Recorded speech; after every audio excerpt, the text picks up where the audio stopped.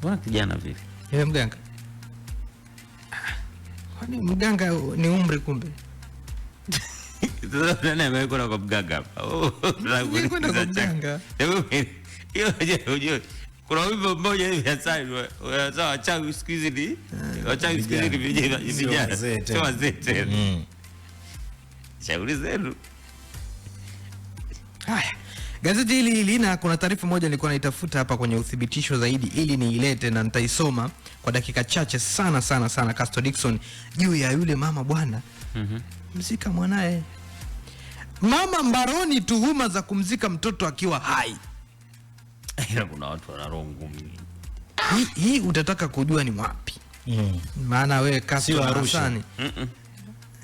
Hii bwana imetokea Geita. Mwanamke mmoja anayefahamika kwa jina la Amina Shaaban, umri wa miaka 21, mkazi wa kata Muungano, wilaya ya Chato, mkoa wa Geita, anashikiliwa na jeshi la polisi kwa tuhuma za kumfukia mtoto wake mchanga wa jinsia ya kike akiwa hai ndani ya shimo muda mfupi baada ya kujifungua.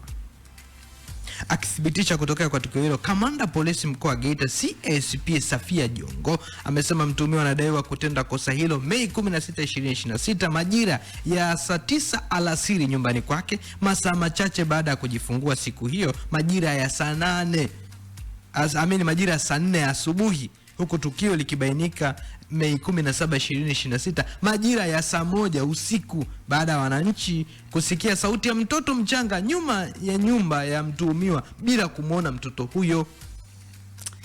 Unajua mimi nitabaki kuwa mtu mmoja ambaye niko tofauti kidogo. Na mara nyingi sana unapokuwa mkweli ni rahisi sana watu kukuchukia. Unawezaje kubeba kiumbe tumboni mwako miezi 9?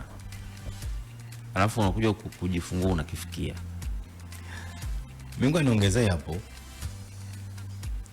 Kila siku sisi majirani zako tunakuona wewe una tumbo. Leo ghafla benivu tunaona uko flat. Alafu jana wakati ambako unajifungua tulikuwa tunasikia kelele za mtoto analia, si ndivyo? Alafu sisi leo hii hatumuoni mtoto. Unakuja kutuongopea kitu gani? Au ulipanga kutuambia? Mimi sina shida na majirani. Wala sina shida na watu. Mimi na shida na kitu kinaitwa hofu ya Mungu.